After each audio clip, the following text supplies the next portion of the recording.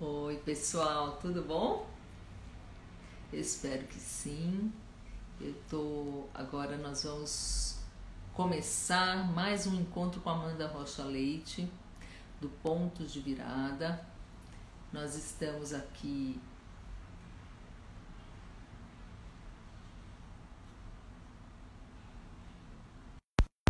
dando bem-vindos a mais um encontro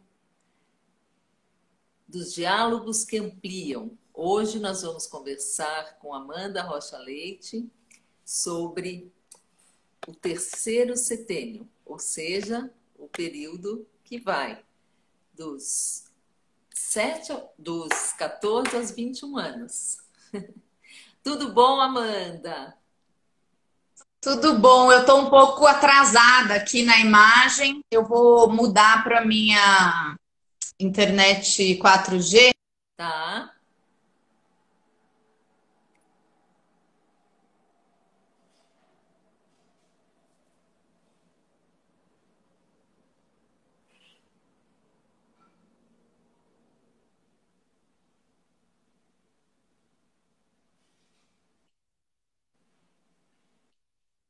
Ei, tô te ouvindo.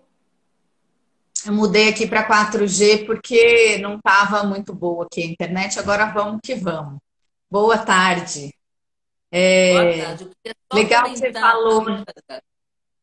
Amanda, só comentar uma coisinha com quem está assistindo a gente, que a gente desativou os comentários para não ficar aparecendo um monte de mensagens no seu rosto durante a transmissão, mas que quem quiser pode enviar uma pergunta ou um emoji, né? Um coraçãozinho, alguma coisa que a gente vai estar vendo aqui, tá bom?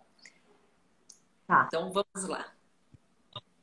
Vamos lá, achei bom que você falou, né, do terceiro setênio, que é dos 7 aos 21, porque tem muita gente que não está familiarizada com essa ideia de setênio, né? Então é importante, setênio, 7 anos, e então nós já estamos falando do terceiro, já falamos do primeiro e do segundo em outras lives e continuaremos falando até o nono. E o terceiro setênio, ele é muito importante porque a gente tem 21 anos, ou seja, 3 setênios, para desenvolver o nosso corpo, ou, de acordo com a antroposofia, os nossos corpos, né? Porque a gente, de 0 a 7, vai desenvolver e estruturar o nosso corpo físico, de 7 a 14, o nosso corpo etérico, que seria o nosso corpo vital, o nosso corpo fisiológico, tudo que traz vida, que é vitalidade e tem a ver com fisiologia, é corpo etérico, que a gente pode perceber no nosso corpo físico. E hoje nós vamos falar do desenvolvimento do corpo astral, que é dos 14 aos 21. E aí o corpo astral é mais difícil, né? Esse nome também é engraçado, mas a gente pode pensar que é um lugar no nosso corpo físico que vai abarcar as nossas emoções, a nossa subjetividade. Então, por exemplo, se fosse na psicanálise, o consciente e o inconsciente estariam no nosso corpo astral, porque eles fazem parte da nossa subjetividade. E para a antroposofia, então, esse corpo faz parte do nosso corpo físico, já está nele desde o dia em que a gente foi gerado, mas ele vai se desabrochar aos 14 anos. E esse desabrochar ele é muito importante, porque é como se ele fosse a consequência da menarca ou da primeira ejaculação do menino, né? A menarca na menina. Porque quando a gente tem a menarca, por exemplo, a gente acha que todo mundo sabe, mas ninguém sabe ainda. Com o tempo, o nosso corpo vai se modificando e as pessoas vão olhando e pensando: fulana já virou mocinha, fulano já é um rapaz. Então, quando a gente consegue bater o olho numa pessoa e ter essa sensação de que ela virou moça ou rapaz, é o corpo astral se evidenciando no nosso físico. E internamente, a gente vai perceber que a gente é diferente, né? As meninas têm determinadas características, os meninos têm determinadas características. Isso vai fazer com que a gente queira se aproximar. Essa aproximação pode ser afetivo-sexual ou não, mas há uma necessidade de aproximação para eu entender o que tem ali naquele outro que eu não tenho, não só fisicamente, mas tem a qualidade do feminino e a qualidade do masculino, que são qualidades diferentes também, e que não necessariamente um homem vai ser mais masculino que uma mulher e vice-versa, né? Ou a mulher vai ser mais feminina que um homem. Pode haver mulheres masculinas e homens femininos. Mas aí, de modo geral, as pessoas se atraem pelas polaridades ou vão querer entender o que é polar. Então, essa polaridade, ela é muito característica do corpo astral. Simpatia e antipatia, dentro, fora, pertence, não pertence. Essa dualidade, então, começa muito forte nesse momento e fica muito evidenciada fisicamente. Com isso, o jovem vai se recolher um pouco em casa e vai se lançar mais no mundo. Porque no primeiro setênio, o lar e os pais são o eixo, assim, o mundo da criança. No segundo, isso é para a escola. E no terceiro é o mundo mesmo, né? E aí, pensando em termos de arquétipo, no primeiro setênio a gente recebe mais do que tudo, no segundo a gente troca mais do que tudo, e no terceiro a gente está ávido para doar, para se lançar, para agir, para fazer, para acontecer. Isso se a gente estiver saudável, porque hoje em dia a gente vê muitos jovens sem vontade nenhuma de nada, uma apatia profunda, uma procrastinação gigantesca. E aí isso pode ser não só reflexo da nossa sociedade atual, do jeito da gente ver, né, nos dias de hoje, mas pode ser reflexo da formação de hábitos no segundo setênio ou de quem eu imitei no primeiro setênio. Então, a nossa janela maior de atuação enquanto pai, mãe e educador é nos primeiros setênios. No terceiro setênio, a gente vai colher os frutos do nosso trabalho. E às vezes a gente vê que a gente não plantou tão bem, ou achou que estava plantando uma coisa e está colhendo outra. Eu queria só comentar que na clínica eu observo, e observei aqui em casa também, que tem uma certa letargia no terceiro setênio, que tem muito a ver com estirão, com esse desenvolvimento hormonal, e que, de fato, eles têm mais sono, eu sinto que eles... eu sentia com os meus filhos que eles precisavam dormir mais e eu incentivava eles a dormirem mais. E eu acho que é muito importante alertar os pais que isso não é sinônimo de doença. Isso não é sinônimo exatamente de procrastinação. Tem uma certa procrastinação? Tem. Mas ela é fruto de um monte de transformações que estão acontecendo nesse período. Uma delas é no nível hormonal mesmo, o hormônio do crescimento dá muito sono, você precisa dormir para poder produzir o hormônio de crescimento. Inclusive, eu tenho, tenho até tido que ajudar algumas famílias a permitirem que seus filhos durmam um pouquinho mais. E, enfim, e além disso, tem todas aquelas outras transformações que assustam tanto, né, que muitos púberes já viveram, né, o nascimento dos pelos, das acnes, a mudança do cabelo, né? Então, muitas crianças que tinham cabelo lisinho passam a ter um cabelo mais anelado, mais grosso. Às vezes não se aceitam com esse novo cabelo, com essa nova cor do cabelo, às vezes o cabelo escurece, né? Às vezes nascem pelos mais grossos também, as meninas não gostam, nos braços, nas pernas, no rosto. Então, a gente precisa ir se acostumando com esse corpo novo e a gente se retrai um pouco também, e isso gasta muita energia da nossa cabeça lidar com essa vergonha desse corpo novo, que para algumas pessoas tem uma exuberância que quer ser mostrada, e para muitas outras pessoas, e é um grande número mesmo de adolescentes que precisam se recolher, porque esse corpo novo incomoda, é desconhecido, dá vergonha, e a gente precisa ajudar, né, esses adolescentes a passarem por esse período sem que a gente patologize todos os comportamentos que eles têm, porque são todas as formas de expressão de um momento de muita transformação, é uma crise muito grande, e que são na relação social também com seus colegas, né? Tudo vai mudando. Você estava falando dos apaixonamentos, das atrações, mas não é só os apaixonamentos, são todas as amizades, né?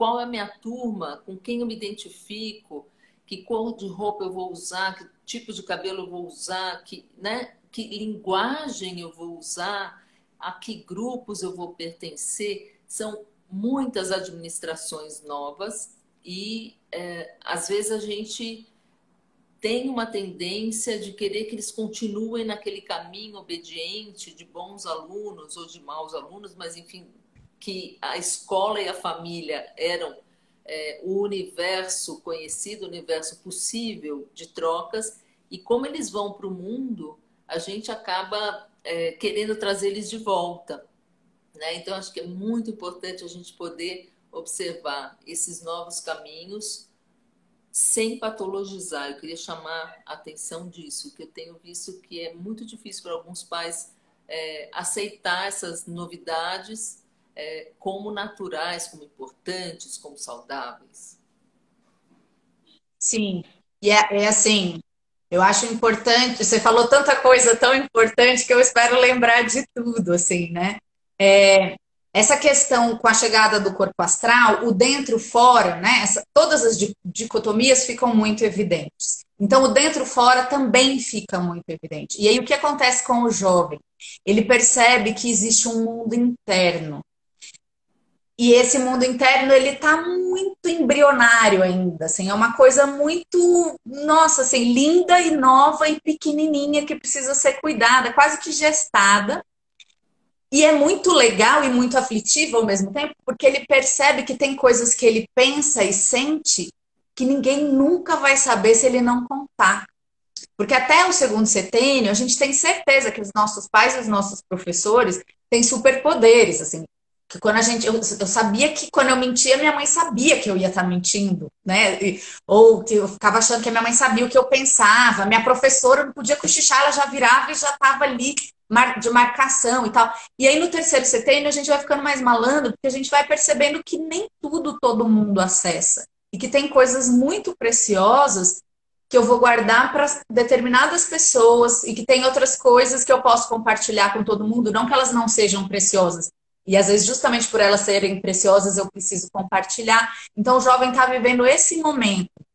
E aí tem que ter um equilíbrio entre dentro e fora, para ele não ficar nem muito guardado e nem muito exposto. Essa questão do corpo evidencia muito, né? Então, hoje em dia, tem muitas possibilidades de você mostrar o seu corpo, né? Não só fisicamente, mas virtualmente também. Então, acho que é um cuidado que os pais têm que ter, uma orientação.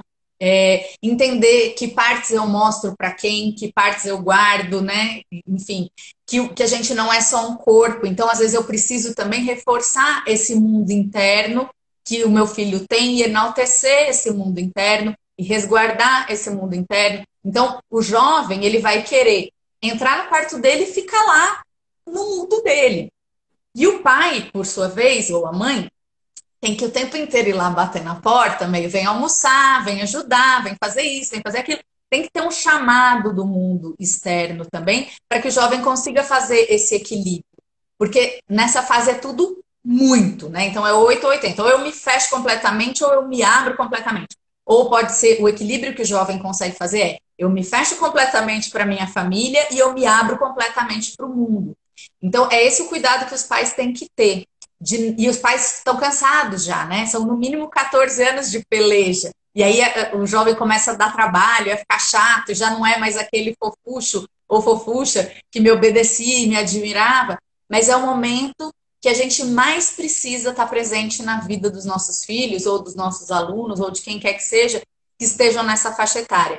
E a gente precisa aprender a lidar com isso também, de dentro fora, dessa dualidade. A gente não pode ser permissivo demais, nem pode ser invasivo demais, e nem rígido demais. Então, qual que é a medida certa das coisas? Porque um pai que é muito austero vai criar um filho mentiroso. E um pai que é muito permissivo pode criar um filho completamente sem limite que pode se enfiar em rascadas desastrosas, né? Então, o mote desse setênio é equilibrar responsabilidade com liberdade. Se a gente consegue equilibrar essas duas coisas, o jovem vai ser saudável. Então, assim, o jovem precisa ter funções, e cada vez mais funções, cada vez mais responsabilidades, para ele poder ter cada vez mais liberdade. E às vezes a gente erra na mão, seja atribuindo mais responsabilidade que ele dá conta, seja dando mais liberdade do que ele dá conta. Mas é rápido de perceber, assim, quando você dá mais liberdade, rapidamente eles fazem bobagem, você já recolhe a linha, vamos dizer assim. E quando você é austero demais, o jovem também já logo reclama ou dá algum tipo de problema que você percebe. Mas esse ajuste é muito difícil. E a adolescência, ela é uma fase complexa para todo mundo. Então, ser pai de filho de primeiro setênio é uma delícia, porque o primeiro setênio, de modo geral, de todo mundo, é uma delícia. O segundo já é mais ou menos. No terceiro, o bicho começa a pegar. Então, a gente vai ter que revisitar todos os nossos fantasmas, todas as nossas dificuldades, tudo que a gente reclamava dos nossos pais e a gente se vê fazendo igual, para poder estruturar esse novo ser que ainda precisa da gente, mas que jura de pé junto que a gente é inútil, que a gente não sabe de nada, que a gente não serve para nada, que a gente já está velho, que não sei o quê. E é importante também que o jovem viva internamente essa sensação neste momento. Então, é um luto de mão dupla, né? Tanto os pais precisam olhar esse novo ser que se inaugura, quanto os filhos também estão se desfazendo daqueles pais super queridos e sábios de primeiro e segundo setênio, porque eles precisam se afastar, porque o jovem precisa ir para o mundo. Então, se a gente for a melhor mãe do mundo, a mais legal, a mais sensacional, para que os nossos filhos vão embora? Eles vão nem querer namorar, né? Então, assim, eles precisam entender que a gente é um ser humano com falhas e qualidades e precisam, de certa forma, querer superar a gente, não no sentido de competição nem nada disso, mas assim, nossa, como se fosse uma prova de revezamento, né? Então a gente entrega o bastão para eles e eles vão correr dali para frente, vão chegar onde eles quiserem, puderem chegar. Mas é preciso que eles tenham essa sensação em relação a nós e que eles tenham essa sensação em relação ao mundo, de certa forma. Que eles percebam o caos que o mundo é e está, para que eles possam sentir essa vontade de atuar no mundo, né? Nossa, todo mundo que veio antes de mim errou, mas agora que eu nasci, eu vou salvar, né? Então, tipo, 1, 2, 3, Amanda salva o mundo, igual esconde-esconde. E aí a gente se filia a Greenpeace, a gente vai construir um teto para meu país, a gente vai, né? Cada um vai atuar da forma, movimentos feministas, movimentos LGBTQI, enfim, e que é muito importante para o jovem sentir que ele atua no mundo e para o mundo que o jovem atue e traga novas possibilidades, novo jeito de pensar. É importante para todo mundo essa renovação e essa troca. Eu acho que a gente, nesse momento, né, uma das coisas mais preciosas é essa necessidade que o jovem tem, a gente está chamando de jovem, para mim ainda é um adolescente, de distinguir o que é dele e o que é dos pais. Ele precisa pensar diferente e ele precisa fazer essa distinção. Isso é o que você pensa, não é o que eu penso. Porque ele está se apropriando do seu próprio jeito de pensar e é aí que ele vai ter, né, o seu mundo ideal e vai construir os seus ideais de si mesmo, porque ele está planejando o resto da vida dele, né? Ali é também o momento, acho que a gente vai falar disso, né? Quando ocorre uma escolha vocacional e essa escolha vocacional, ela precisa estar alinhada com um propósito de vida, né? Para que isso ocorra de uma maneira tranquila e que ele possa se situar entre as pessoas que vão ajudar nesse processo, né? E nos espaços que vão permitir também que ele desenvolva aquilo que é a sua vocação, né? Sim, e aí nesse sentido é importante que o jovem tenha uma liberdade física condizente com a responsabilidade dele, né? Então, assim, que ele possa ter um quarto para ele. Se não for possível ele ter um quarto para ele, que ele tenha uma cama dele, mas que ele tenha um espaço físico, que ele saiba que aquele lugar é dele e que, de repente, ele faça a gestão daquele lugar. Eu lembro quando meu filho fez 14 anos, ele virou outra pessoa e a minha vontade era devolver ele para alguém, né? Tipo, onde que eu devolvo esse menino aqui que tá dando defeito? E eu pensei e falei, opa, seria para minha barriga, né? Então, deixa abortar missão, vou ter que lidar. E aí, ele era super organizado, ele tinha caixinha de peão, caixinha daquelas bolinhas perereca, caixinha disso, caixinha daquilo. 14 anos, não tinha espaço no chão do quarto dele para pisar. E aí, era um Deus nos acuda, assim. E aí, depois de muita briga, eu falei, ok, se você quer ser desordenado com as suas coisas, você pode ser no seu quarto. Mas tem limite, assim, né? Tem coisa que dá, tem coisa que não dá. Não dá para ter prato de comida no quarto, não dá para pegar roupa passada e deixar cair no chão e virar roupa amassada. Então, fui limitando, mas assim, teve coisas que eu fui permitindo que ele vivenciasse no espaço dele. Mas fora do quarto dele, as regras são as minhas regras. Então ele tinha essa liberdade, mais ou menos, né? Porque eu ia lá dar umas... Mas assim, dentro da... Porque a gente continua educando os nossos filhos, né? Então não é tipo, faz aí o que você quer, o quarto é seu. Mas é uma liberdade que ele vai conquistando aos poucos de gerir aquele espaço que é dele. O resto do espaço ele tem que entender que ele não pode gerir do jeito que ele quiser. E aí tem que ter uma liberdade anímica também, uma liberdade subjetiva, que é isso, né? Dos ideais, eu gosto assim, eu quero assado, eu penso desse jeito, e os pais poderem respeitar essa liberdade, desde que ela não seja nociva para o jovem, claro, né? E que ele possa sentir quem ele é e ser quem ele é verdadeiramente. E a escolha da profissão vai estar muito ligada a isso, porque às vezes o jovem quer ser artista plástico, mas o pai sonhou em ter um filho médico e fala: filho meu não vai ser artista plástico. E aí vira um médico que é um artista plástico frustrado, né? Então, ou tá, não vai ser artista plástico, porque sei lá o quê, mas então, ou vai fazer artes plásticas, mas precisa ter uma retaguarda. Se você não for um artista plástico famoso, você vai fazer o quê? Como você vai ganhar dinheiro? Sei lá, né? Cada um vai pensar numa coisa. Mas entender essa subjetividade e balizar essa subjetividade é a nossa função. A gente não tem que decidir por eles mais. É auxiliar que eles possam decidir a partir de si mesmos o que é bom para eles. Porque eles estão, de fato, se encaminhando para o mundo. Se a gente fica decidindo tudo por eles, quando a gente não tiver mais, como que eles vão decidir as coisas sozinhos, né? Então faz parte. E aí, na antroposofia, tem um marco muito significativo, muito importante, que é o primeiro nó lunar. O que, que é isso? É um momento em que a Lua está alinhada com o Sol da mesma forma em que ela estava no dia do nosso nascimento. Então, esse fenômeno astrológico, vamos dizer assim, traz um vislumbre de onde a gente deveria estar. Não é um vislumbre, vou ter uma visão, nem vou ter sonhos, nem nada disso, mas uma sensação assim, nossa, que delícia que eu existo e eu estou aqui e eu vivo essa vida com 18 anos e meio. Isso significa que eu estou ali fazendo o que eu deveria estar fazendo na minha vida. Mas pode ser que com 18 anos e meio eu sinta um incômodo, né? Estou ali estudando para fazer fisioterapia, mas nossa, eu não sei se é isso que eu quero. Ai, nossa, tal. E aí, de repente, eu encontro alguém no ponto de ônibus que fala que está fazendo faculdade de arte cênica, que é genial e que mexe com o corpo, né? E a pessoa fala, nossa, eu acho que era isso que eu queria fazer. E vai lá e muda, de repente, por um encontro ou por uma coisa, por uma causalidade, que algo acontece na vida da pessoa que ela dá uma viradinha, assim, né? Um fisioterapeuta vai trabalhar com o corpo de um jeito e um ator, uma atriz, vai trabalhar com o corpo de outro jeito, mas ambos vão trabalhar com o corpo. Então a pessoa tinha uma noção que era com o corpo que ela ia trabalhar, mas tinha uma coisa que estava fora do lugar, então ela faz um pequeno ajuste.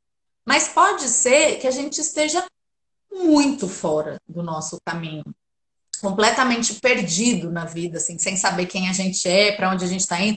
Então a gente acorda gótico, vai dormir punk, no dia seguinte acorda patricinha e, né, experimenta todos os estilos e faz parte dessa época experimentar, mas não se encontra em lugar nenhum. Então, quando a gente está com essa sensação de estar muito perdido, e às vezes a gente nem percebe porque a gente está tão perdido que a gente acha que a vida é assim mesmo, às vezes a vida vem e tem uma virada drástica, assim. Então pode ser um acidente, pode ser uma doença grave, pode ser a morte de alguém, pode ser uma mudança estrutural muito grande. Então, sei lá, minha família era muito rica, de repente meu pai perde tudo, a gente fica sem nada, minha vida muda completamente, algum membro importante falece ou fica doente e muda drasticamente a minha vida.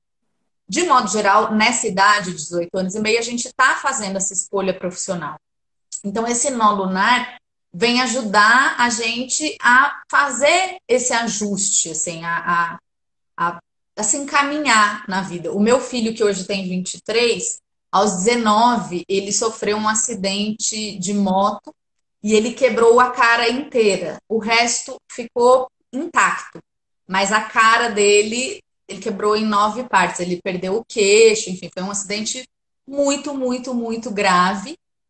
E ele virou outra pessoa depois disso. É óbvio que ele é a mesma pessoa, é um querido e tal, mas ele. Eu lembro que eu falava assim: nossa, o Yuri precisa quebrar muita cara na vida para aprender. E eu fico mal até hoje de lembrar disso, assim, porque não era esse o meu desejo, né? Mas aconteceu e foi bom dentro do ruim, né? Foi algo bom que aconteceu, significativo, porque ele se reestruturou, assim. E a cara é muito a gente, né? A gente reconhece uma pessoa pela fisionomia dela, quem é fulano, quem é Beltrano. Às vezes a pessoa faz uma plástica no nariz e você não reconhece. Então a sensação que eu tive é que a partir daquele momento ele entendeu quem ele era, né? Então, assim, o rosto dele é mais ou menos o mesmo, mudou muito pouca coisa, mas ele se reestruturou não só de fora para dentro, como de dentro para fora. Então ele tinha muitas dúvidas profissionais, ele tinha muitas dúvidas em relação à vida dele, que eu percebo que a partir desse momento, desse golpe fortíssimo da vida, ele reestrutura de uma forma lindíssima, assim, né? Então ele tinha essa vontade de ser artista plástico, mas ficava na angústia de vou viver do que se der tudo errado. E aí, então, ele continua sendo artista plástico, mas resolveu fazer gastronomia. Ele estava se recuperando ainda e entrou na faculdade, e aí começa uma vida de muito esforço, assim, muita dedicação. E aí, hoje, ele trabalha como cozinheiro e artista plástico, e uma coisa complementa a outra. Então, ele pinta peças em assadeiras, frigideiras, formas, enfim, e ele cozinha, ele faz massas maravilhosas, assim, esteticamente falando, não só de gostosas, né? Mas muito bonitas. Então ele conseguiu fazer essa virada que de repente, se isso não tivesse acontecido, jamais saberemos, talvez ele não tivesse conseguido. Então foi algo muito drástico. Eu na mesma eu na mesma idade que ele, com 18 e meio, eu entrei na faculdade. Então foi uma coisa que muda muito a sua vida, né? Você entrar na faculdade ou você não entrar na faculdade vai determinar o seu destino dali para frente, o que vai acontecer. E às vezes a gente entra na faculdade e sai da faculdade porque fala, nossa, não é isso que eu queria, não tem nada a ver comigo. Então é um momento muito, muito importante, assim, se todo mundo parar para pensar nesses 18 e meio, e não precisa ser 18 e meio cravado, pode ser 18, pode ser 19, enfim, tem algo bastante significativo que acontece e que redireciona a nossa vida significativamente. É um marco muito importante, né? E aí você estava falando de adolescente jovem, né? É porque esse setênio, a gente começa adolescente, mas a gente termina adulto. Então a gente atinge a maioridade aos 18, mas a maioridade mesmo, né, completa, aos 21. E isso é muito interessante a gente pensar nesses dois pontos de virada, né? 18 e meio, então tem um ponto de virada, que é logo depois que a gente atinge a maioridade, e 21, que tem alguns direitos que eu não vou saber dizer quais são, mas que a gente só alcança aos 21, é quando a gente termina esse desenvolvimento completo do nosso corpo físico, que vai abarcar o etérico e o astral também, né?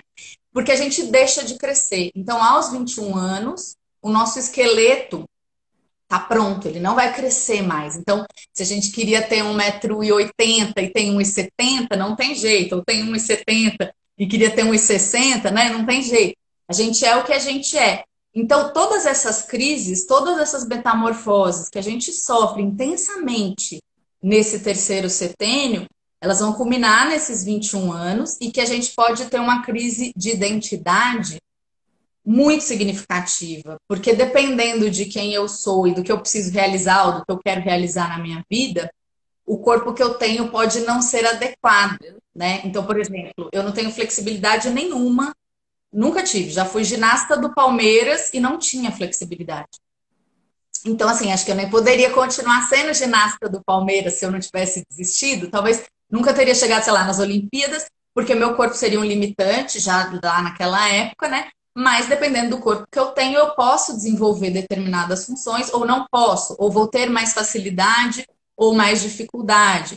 E aí a gente pode ficar muito frustrado com o corpo que a gente tem e tá definitivo, ele é assim, ou muito feliz. E aí isso vai depender do quanto eu quero expor, do quanto eu não quero expor. Às vezes eu sou, né, incrível, mas não me acho incrível. Às vezes eu nem sou tão incrível assim e me acho incrível, e isso faz toda a diferença. Então é uma fase super delicada que a gente precisa muito de proteção, não como no primeiro setênio, que é uma proteção física, né? Dia a dia lado a lado, assim, mas é uma proteção assim, vai que eu tô te vendo, né? Tipo quando a criança aprende a andar, que o pai e a mãe ficam ali meio de retaguarda, qualquer coisa sai correndo, né? Nessa fase dos 14 ao 21, é isso, é deixar o filho ir para o mundo, mas que ele tenha certeza de que a gente está ali de retaguarda, né? Se tudo der errado, você tem para onde voltar. Se você quebrar a cara, eu estou aqui para te amparar, né? Haja o que houver, eu estarei com você. Você não precisa pensar como eu, você não precisa agir como eu, você não precisa ser como eu. Você tem a liberdade de ser quem você quiser ser, desde que isso seja bom para você, porque às vezes a gente quer ser coisas que nos destroem, que nos fazem mal. E nessa fase, que é uma fase de descobertas, a gente corre muitos riscos, né? Sim. Então a gente vai descobrir sexualidade e pode ser algo incrível, mas pode ser algo danoso, dependendo de como eu faço uso da minha sexualidade. Antes da gente entrar nessa questão da sexualidade, que eu acho que é super importante, eu acho que eu queria comentar um pouco duas coisas. A primeira é a importância da noção de privacidade nessa época, né? Então, se Não, falou do quarto, cortou para mim. quer que eu repita? Tá me ouvindo? Tô, agora eu tô. Eu vou repetir. Eu acho que tem duas coisas que eu gostaria de comentar. Uma delas é a noção de privacidade, que é super importante nessa fase da vida, né? Que você comentou sobre a importância do quarto, mas também, assim, respeitar tudo que é pessoal daquele jovem, daquele adolescente. Então, um diário que é esquecido aberto não deve ser lido, né? Uma carta que chega, a gente não precisa saber de quem é, a gente não deve ficar perguntando as coisas, né? Muitas vezes existem embates porque o adolescente não quer compartilhar coisas da sua privacidade e os pais insistem porque tem muito medo da privacidade do filho, não estão acostumados. Eu costumo falar para os meus alunos assim que eu sentia muita falta daquela agenda que eu recebia quando meus filhos iam para a pré-escola, sabe? Então, vinha uma agenda, tudo que eles comeram, a quantidade, se eles dormiram, quantos minutos, né? E se foram no banheiro. E aí, quando eles foram pro maternal, sei lá, não, pro jardim, já não tinha mais agenda. E como eu fiquei perdida, porque eu não tinha mais agenda.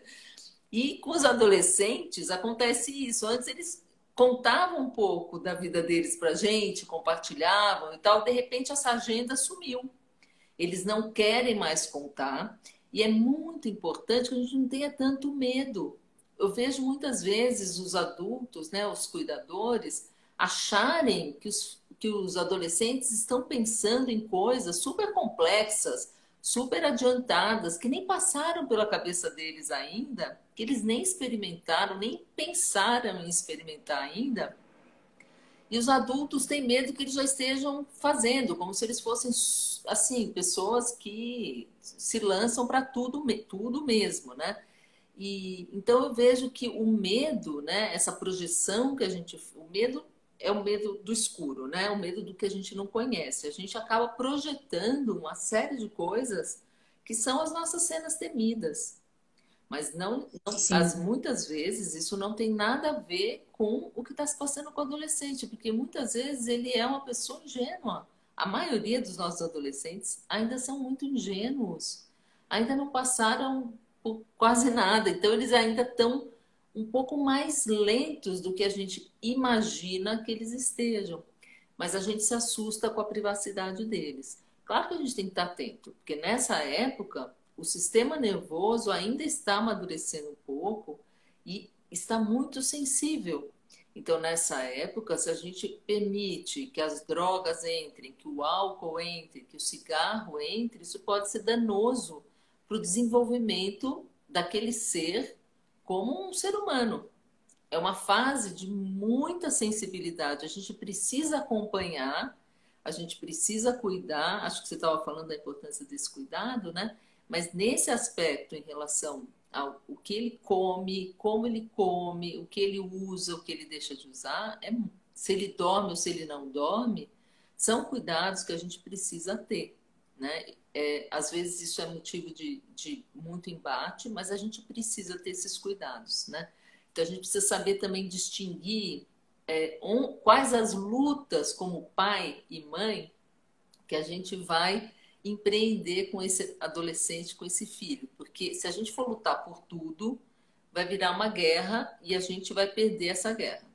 Mas se a gente tiver foco, a gente vai permitir que o adolescente tenha os seus espaços de privacidade e a gente vai poder dar limite para aquilo que precisa ser limitado, né? Então, eu acho que essa distinção ela é muito importante a cada passo na formação desse sujeito, desse ser que começa a nascer, ter consciência de si, consciência do seu mundo interno e, ao mesmo tempo, constrói uma liberdade interna que precisa ser pareada com a liberdade externa. E isso acontece de uma maneira desproporcional, né?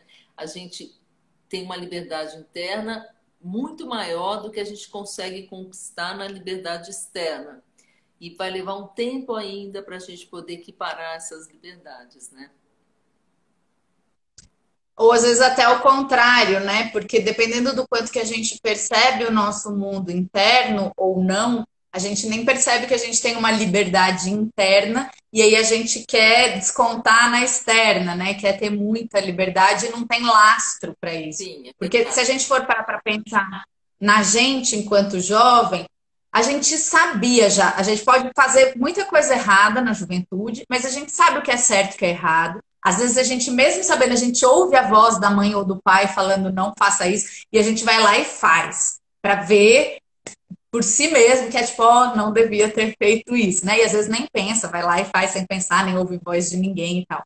O que eu acho que é difícil para os pais é isso de confiar no próprio tato, confiar na educação que deu, no esforço que fez, ou saber das próprias falhas, né? Porque a gente faz tudo o que a gente pode, tudo que a gente dá conta.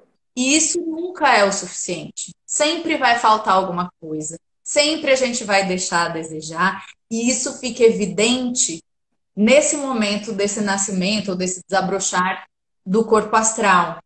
E aí a gente tem que lidar não só com os desafios que os nossos filhos nos trazem, mas com a frustração daquilo que fica evidente que a gente muitas vezes não deu conta de fazer ou continua não dando conta de lidar, né? Então tem, que nem você falou da cena, dos medos, né, internos de cada um, as limitações de cada um, os traumas de cada um, e que às vezes os filhos são ótimas oportunidades da gente revisitar esses lugares, lidar com isso de uma outra forma. Ou a gente, de novo, não consegue, mas são sempre oportunidades, né? E eu acho que o fundamental é esse respeito pela liberdade e essa exigência de uma responsabilidade e o amor, né? Porque o amor, ele.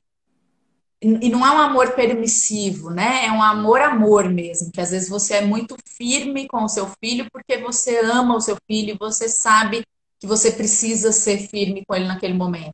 Ou é um amor de ser permissivo com o seu filho porque você sabe que ele precisa de alguém que fala, filho, vai, você já trabalhou demais, ou você já estudou demais, ou você merece, né? Então, a gente sabe quem é o nosso filho e a gente sabe o que ele precisa naquele momento. Nem sempre a gente consegue dar o que os nossos filhos precisam.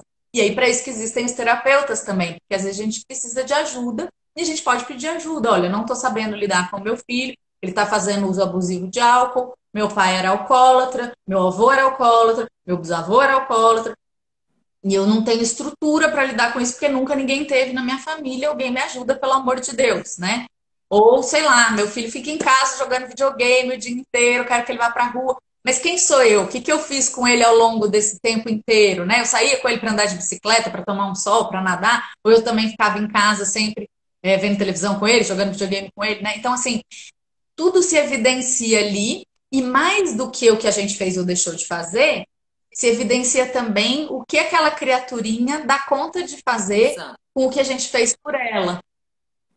E aí a gente tem que também entender que, da mesma forma que a gente tem limitações, os nossos filhos têm limitações e eles não existem para satisfazer nossos desejos.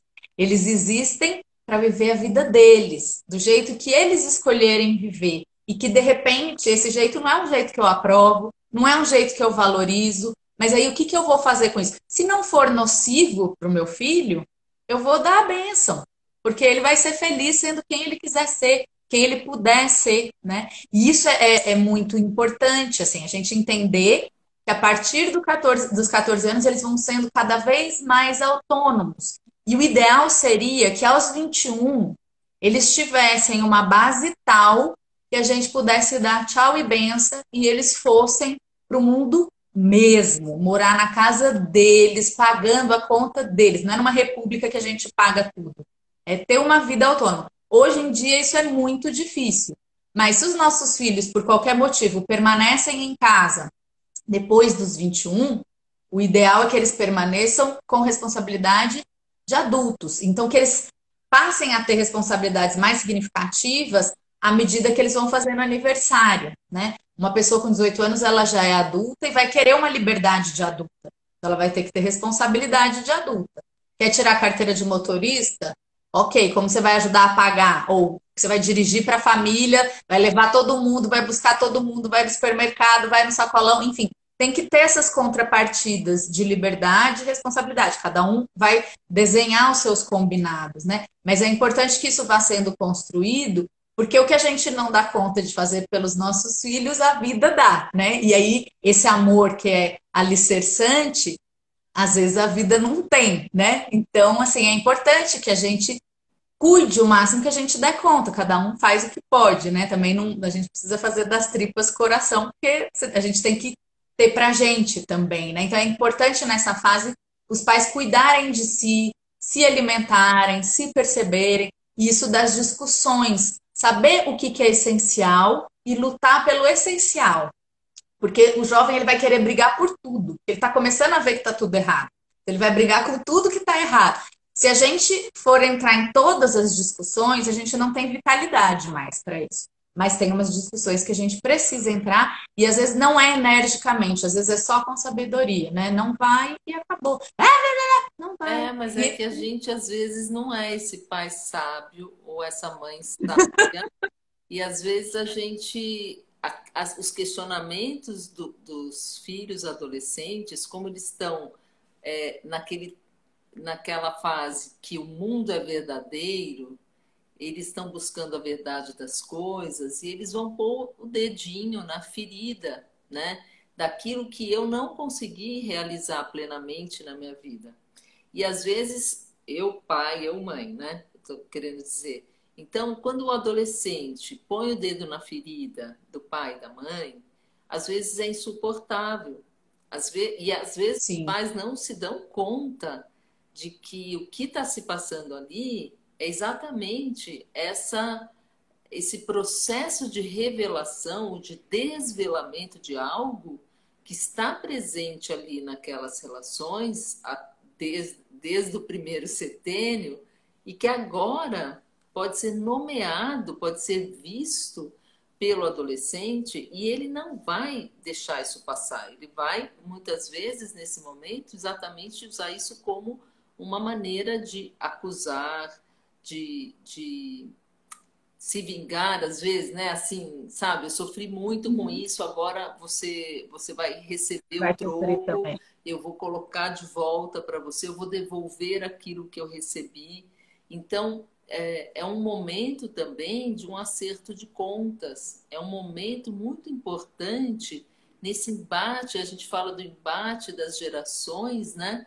Onde aquilo que a geração anterior dos avós, né? Deixou a desejar para os pais, começa a ser cobrado de alguma maneira pelos filhos.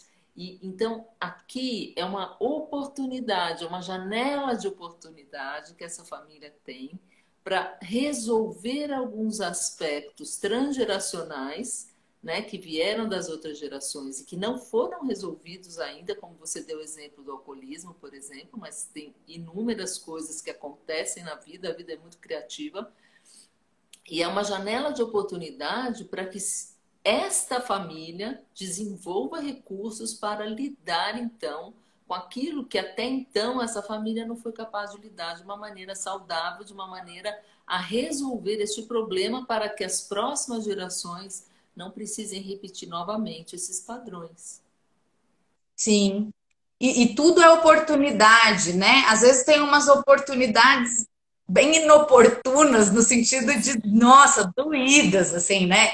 Por exemplo, esse acidente do meu filho foi uma das piores coisas que aconteceu na nossa vida, mas foi uma das melhores coisas, porque assim, a quantidade de coisa que a gente conseguiu resolver a partir desse ponto tão difícil foi muito bom para todo mundo, muito transformador para todo mundo. Então, quando a gente consegue ver, mesmo na dor, mesmo na dificuldade, a oportunidade que tem ali, né? Então, tem um cocô que você pode ver como um cocô, mas você pode ver como um adubo, né? É um cocô. O fato é que é um cocô, mas o que você vai fazer com aquele cocô na sua vida, né? Pode ser um esterco ou pode ser um cocô de vaca. Depende de como que você vai usar. Então, realmente, essa fase ela é difícil e o jovem, como o mote do terceiro setênio é o mundo é verdadeiro, e ele está em busca da essência das coisas, o que vai atuar no jovem é a essência do ser humano. Então não adianta um professor de ensino médio querer bancar o legalzão se ele não for o legalzão de verdade. Não adianta um professor de ensino médio querer dar um discurso ético se ele não tiver ética. Então não adianta a gente querer fingir que a gente é uma coisa que a gente não é. A gente vai atuar pelo que a gente é.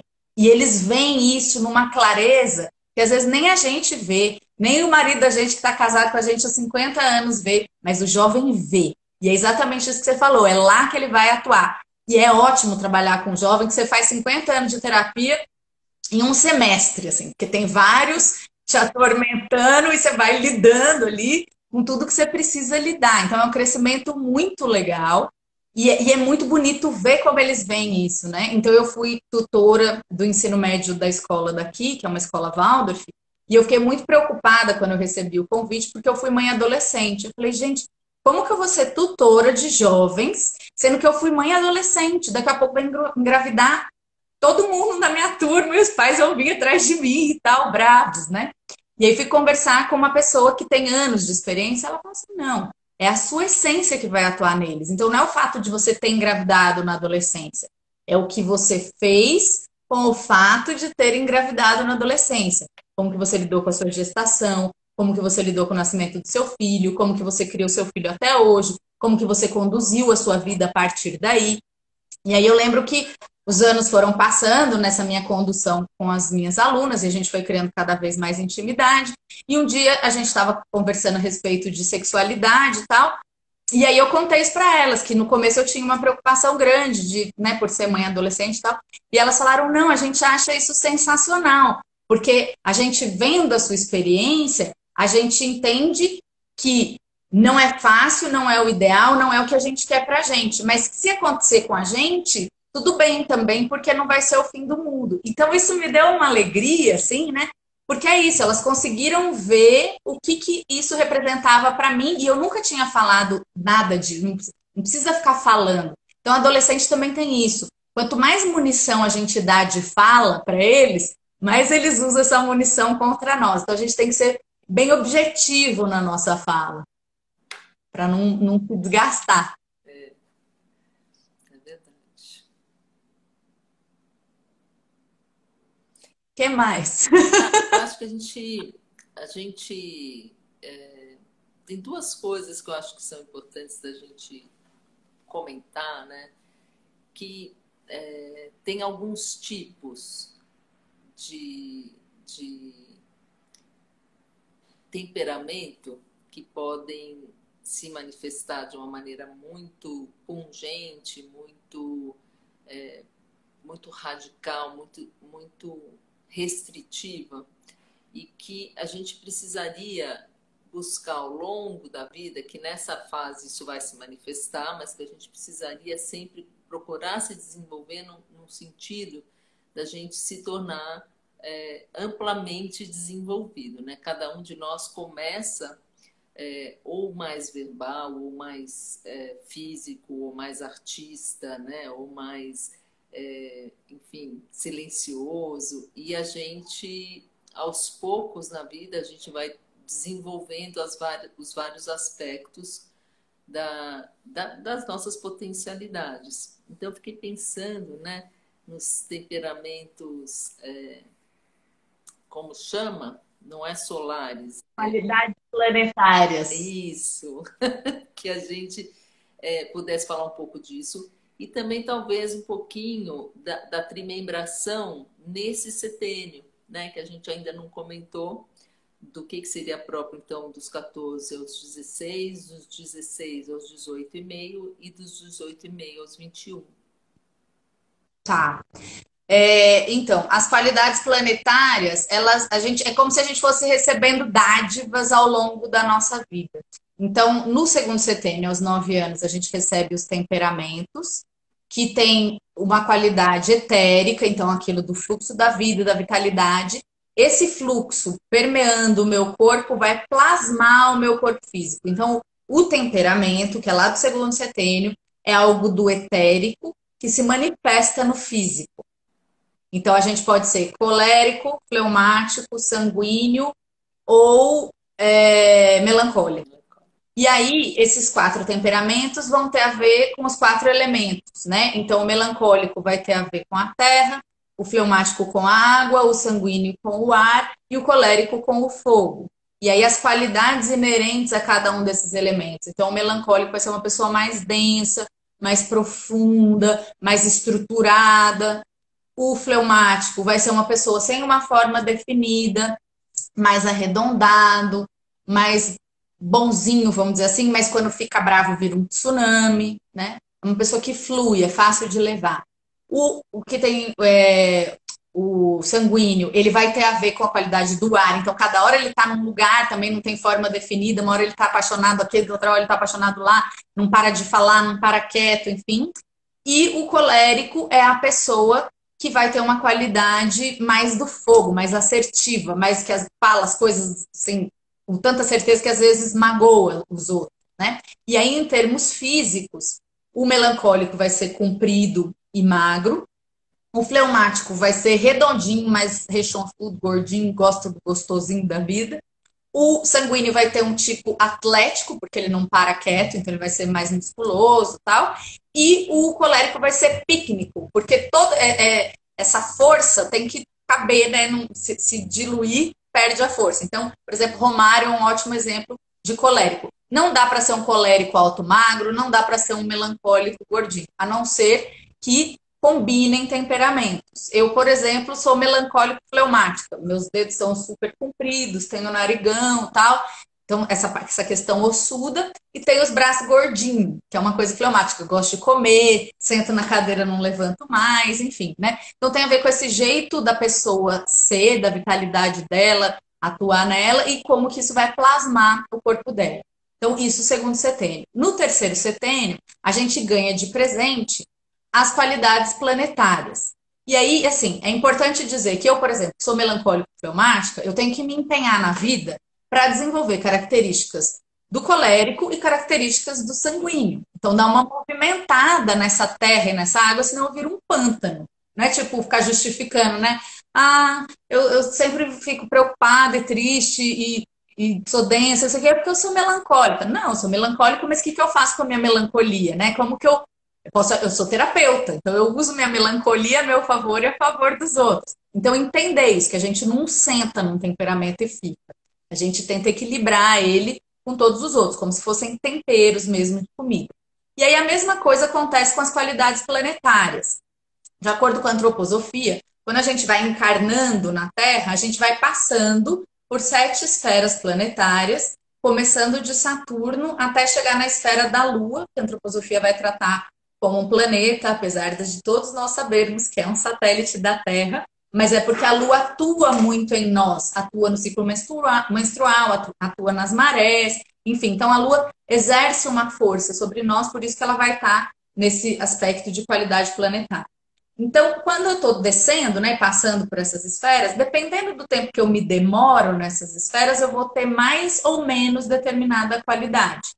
O tipo saturnino, que é o primeiro planeta lá em cima, o mais distante da Terra, o tipo saturnino é aquela pessoa que se aprofunda em tudo, que quer pesquisar tudo, que quer saber de tudo, é uma pessoa densa. Saturno vai estar presente no nosso corpo na plasmação, plasmando os nossos ossos, né? Então é o que está mais profundo em nós, é o mais denso em nós, então essa qualidade anímica é de quem é do tipo saturnino. Muitas vezes a gente confunde um tipo saturnino com o tipo melancólico. E aí o tira-teima é temperamento é algo etérico que se manifesta no físico. Qualidade planetária é algo anímico, é algo subjetivo. Então tem a ver com o meu jeito de ser em termos de subjetividade, não de atuação no mundo. E aí, o próximo qualidade planetária é Júpiter, que vai ter uma qualidade de visão do todo. É aquela pessoa que consegue ver quem é quem, para que cada um serve, onde cada um está, o que está acontecendo. Seria um ótimo gestor, diretor, enfim.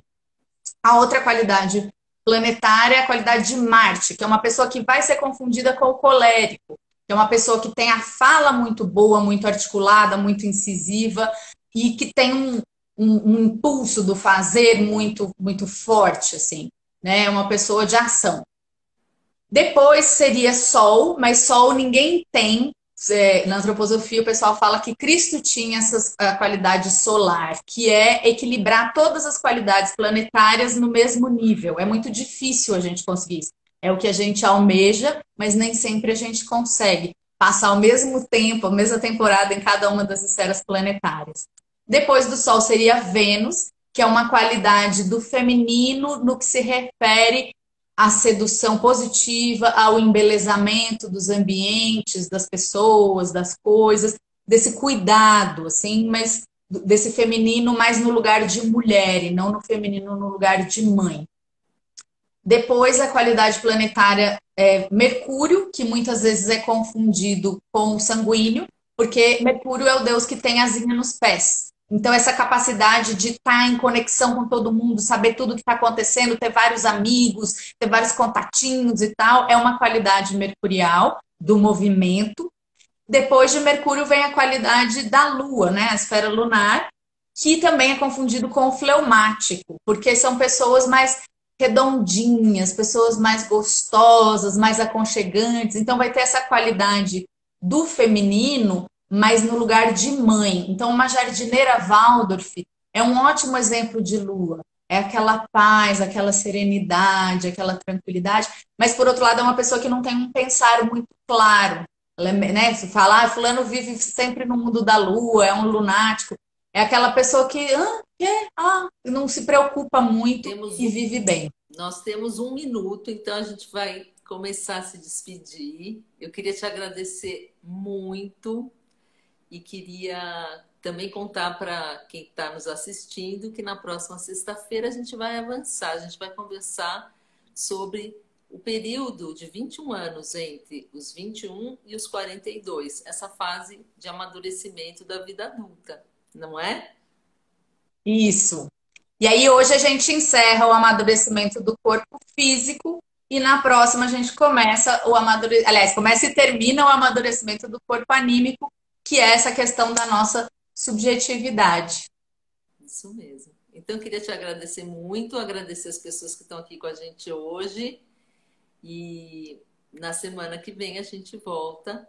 Esse vídeo vai ficar disponível tanto na página do Instagram como no meu canal do YouTube. Tá bom?